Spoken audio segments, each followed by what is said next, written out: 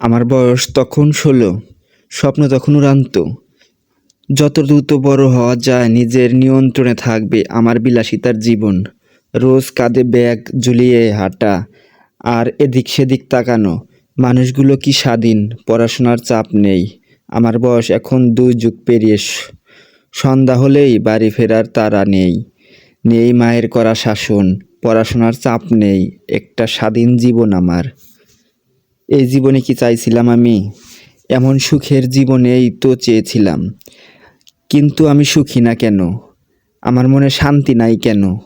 মরুভূমির মতো বিশাল আক্ষেপ জন্মায়েছে নিজেকে নিয়ে। জীবন কেমন হবে ভেবেছিলাম, কেমন হয়ে গেল। এত শত স্বপ্ন ভুলে গিয়ে এখন শুধু স্বপ্ন দেখি, একটু মানসিক শান্তি আর একটু মন ভরে ঘুমের। এসব কখনো স্বপ্ন হতে পারেনি, ভাবিনি। আমার স্বপ্ন ছিল আমি স্বাধীন হব, কিন্তু আমি স্বাধীন, এখন কোনো চাপ নাই। মা বাবাও এত চাপ দেয় না, পড়াশোনারও চাপ নাই। আমি কিন্তু এইরকম জীবনই চাইছিলাম, কিন্তু এখন মনে হয় যে একটু গম আর একটু বিলাসিতা। কি চাইছিলাম কি হয়ে গেল।